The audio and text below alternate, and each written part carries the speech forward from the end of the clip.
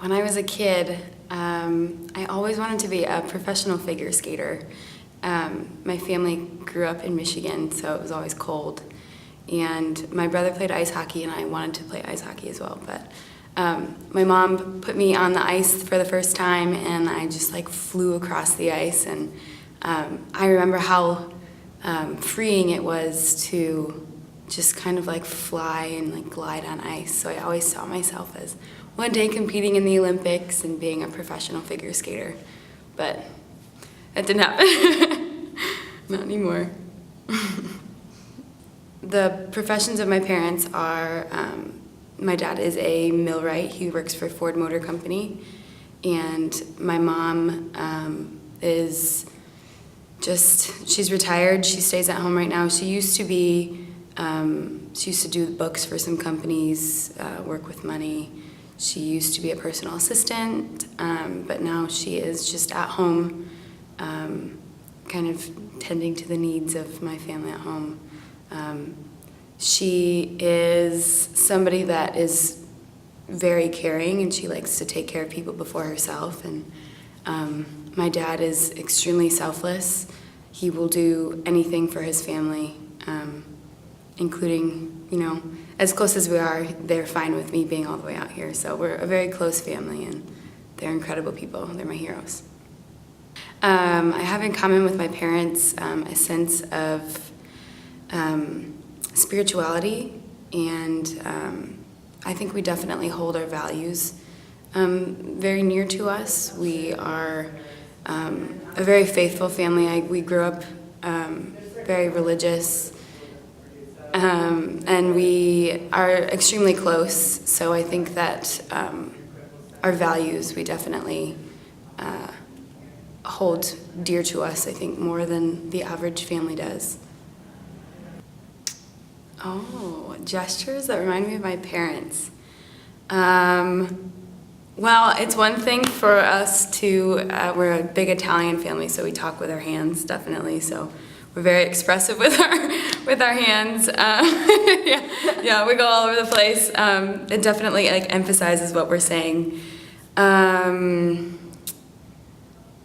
Interesting. I don't know if this is so much of a hand gesture, but we're like very, like, we hug a lot, and this doesn't count, but my dad will always tell me before I go to sleep. He'll say, "Sleep tight, pleasant dreams, I love you, good night," and then we'll hug. And to me, that's more like a gesture, if that counts. Yeah, we're just like super expressive, and we're big and Italian and loud. How I feel about graduating? I am terrified. What scares me the most is not really knowing where to go after. Part of the reason I am so afraid is because things usually always fall into place, and it doesn't seem like they are right now. So I'm just kind of afraid of where to go next, but I'm also really excited. I think this is an awesome opportunity for us. I will be 23 with a master's degree, and it'll be amazing. So I'm terrified, and I'm excited, and I'm just really eager to see where I will go next. And do you know how your parents feel about you graduating? I think my parents feel proud. Both my brother and I always saw a path for ourselves when we were young, and we really did anything we could to fulfill what we wanted, and this is what we wanted. He went to Johns Hopkins for his master's degree, and now he's in med school. And for me, I was straight out of undergrad, and I came to grad school. So I think they're really proud that their children know what they want and won't stop at anything to do it. My plan after graduate school, aside from moving out of the Bay, would be to either work in a museum, whether that's curating or helping out with curating, preparing. And is that a word? Preparing? Sorry. Being a proprietor, and or moving abroad somewhere, possibly working for like a company's design team or visual merchandising team. I knew when I came out here, I knew I wanted to own my own gallery, and I decided to intern for a gallery to get experience, and came to the conclusion that wasn't my thing. So I would love to work in a contemporary museum or work for a company's like visual merchandising or design team. What worries me the most about graduating is not knowing what's next. I'm a very structured person, so out of high school I knew I was going to Chicago for undergrad.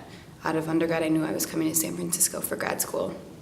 And not really knowing where I'm going next scares me because I'm a very organized person and I plan, and it's kind of terrifying to not know what's next, especially for somebody that always knew what was next. So it's almost freeing in a way, but it's also like very scary, just hoping that it all works out. The role of art for me is a way for me to express myself in ways that words can't. I use my artistic practice as a way to meditate in a way, for me to kind of relax and calm down and be more in tune with myself and my thoughts. So for me, it's definitely a form of self-expression, a form of reflection, of contemplation, and of relaxation. I think my parents' view towards arts are very traditional. Whenever they think of art, I think they think of, like Renaissance painting, something very hyper-realistic. And I think probably me coming to art school and showing them my work, they've kind of strayed away from those ideals. But prior to me being here, I think that they saw art as more of, more painting realistically, not so much abstract or, they were kind of confused when people would use the body and nudity. But I think now in 2018, they finally realized that art is more of an expression, and the way people express themselves is through art, however they see fit. So I think they accept it now. The most important thing in my life is absolutely my family. It's very hard to be, across the country from them, but I talk to them almost every day, and I know that they're always thinking of me and they're very proud of me, and I'm just really, really lucky to have them. In 10 years, let's see, I would be 33. I 100% see myself with a family of my own. Possibly traveling somewhere, but if I did have a family, I think I would probably try to grow roots somewhere, and I would love to still be employed, whether that is working in a museum like I said, or possibly still working as a fine artist, having my own studio at home, maybe living in Colorado somewhere, but definitely having a family and having my own support system to kind of grow from.